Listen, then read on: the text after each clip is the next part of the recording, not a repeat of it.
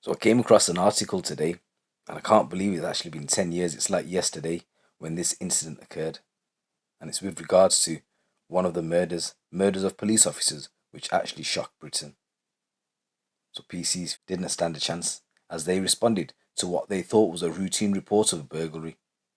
The pair had stepped out of their police van and walked to the front door of a three-bedroom house.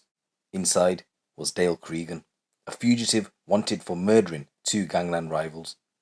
Before the officers had even knocked the door, Dale burst through the door, shouted police, and unleashed a hail of bullets on the two unarmed officers. He tossed a hand grenade on their dying bodies and then calmly handed himself at a near police station. He blasted both the police officers in the chest. The only reason they didn't die there was because they were wearing body armor. Both of the police officers ran. Bone tried to go across the side of a front garden whilst PC Hughes turned back up the path. Both police officers didn't get far. More shots were fired at them.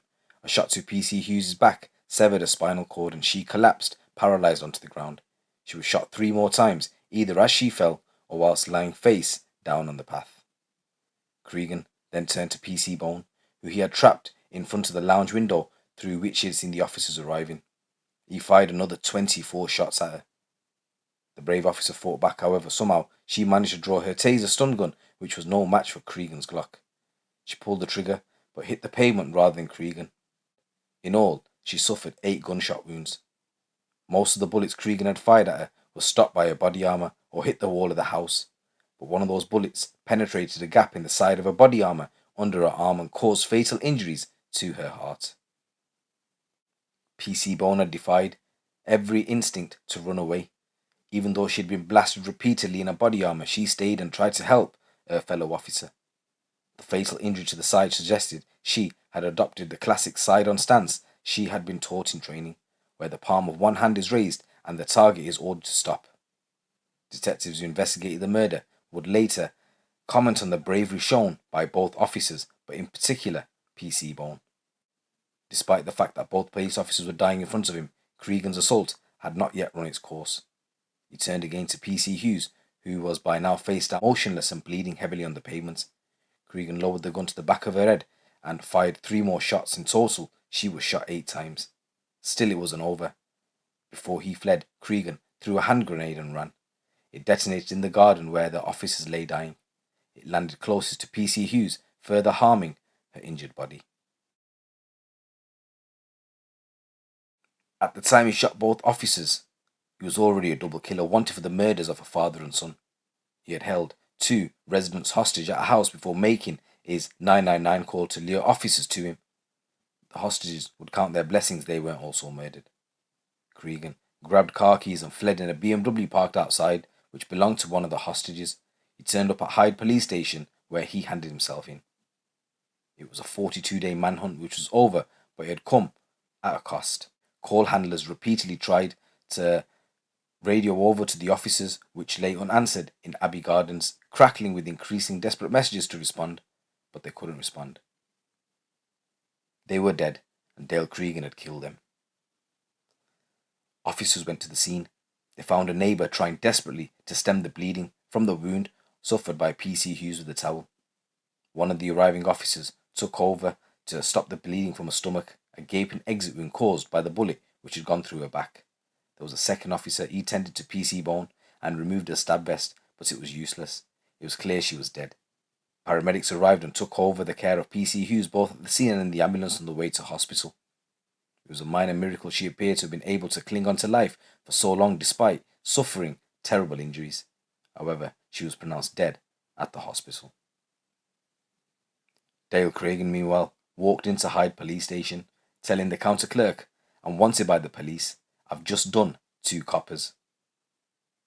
Whilst at the police station, Cregan was asked if he was armed, and he said, "I dropped the gun at the scene, and I've murdered 2 police officers.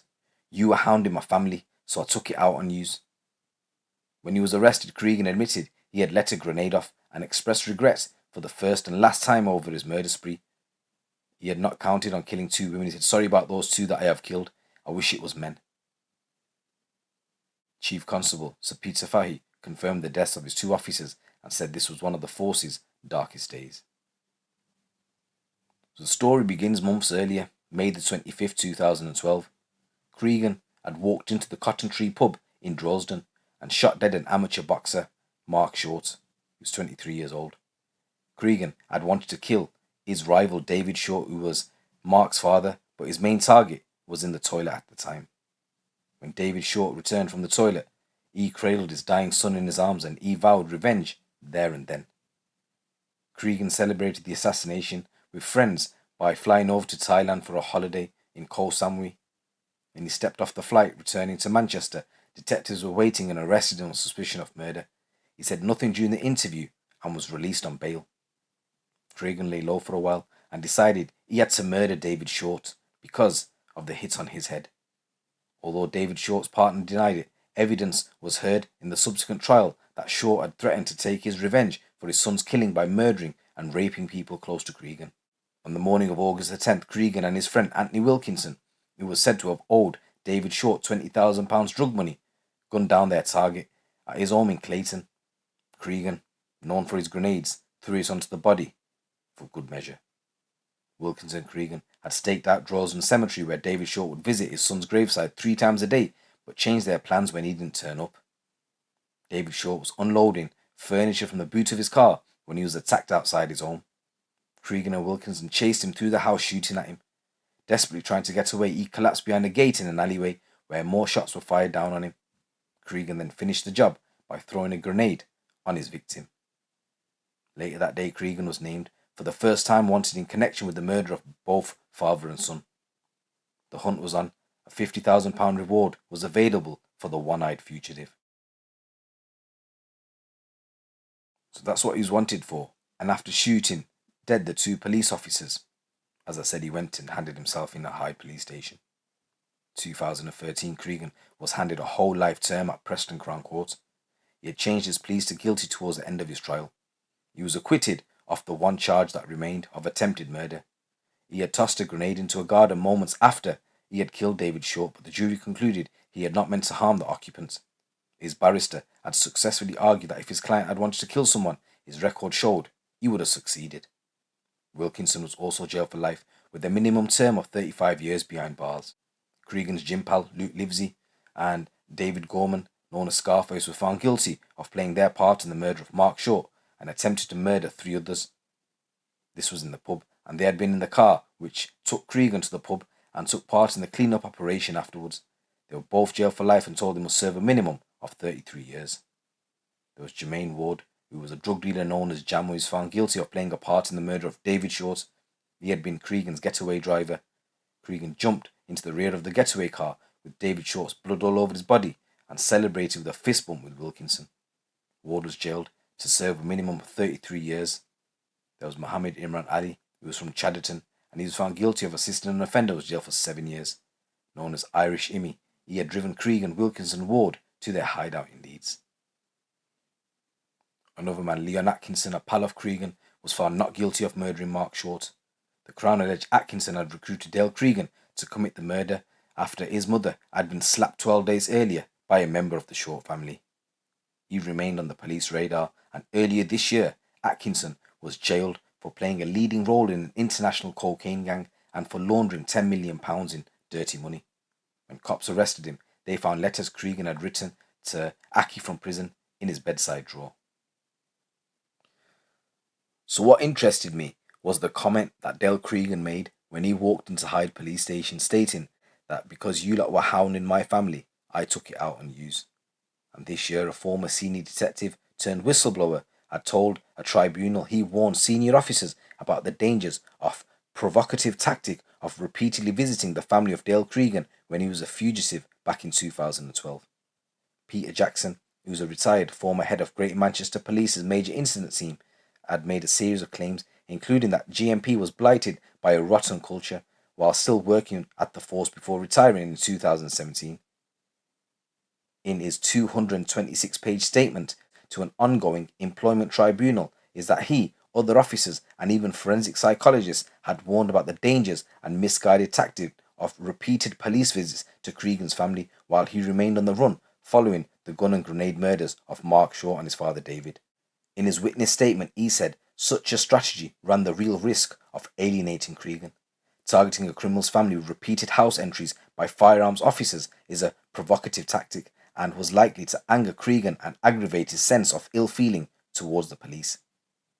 I thought it was a dangerous tactic and misguided. He was after all a man who was out of control and understood to be armed with both firearms and hand grenades. He alleged his concerns were shared by fellow officers and also a forensic psychologist who was assisting the investigation. He was warned that Cregan might react like a psychopath. He wrote in a statement, "I was deeply saddened to hear the news of the deaths of Nicola and Fiona, and very angry and extremely frustrated that my repeated warnings around the risks had come to this and not been heeded." He felt that it was unforgivable that senior officers had created this situation. He alleged as part of his employment tribunal case that cronies and ambitious incompetents were allowed to flourish at Greater Manchester Police, which he alleges was placing the public and staff at risk of harm. He blamed the Chief Superintendent, Scally, for allowing Cregan to be released on bail after he'd been arrested on suspicion of the murder of Mark Shorten, fearing it would be a target for Mark's father, David. So guys, how fast does time fly? 10 years to the day since those two police officers were murdered by Dale Cregan. And I'd always wondered why he'd call the cops and want to kill them too. Whereas now, from this retired former head of Greater Manchester Police's major incident team, Pete Jackson, it sort of explains that because they kept on going to his family's home and hounding them. Hence, Dale Cregan's comment in Hyde Station. "You were hounding my family, so I took it out on you." Just want to say rest in peace to all the victims involved in this incident. It's your boy GC. Keep it locked, keep it real.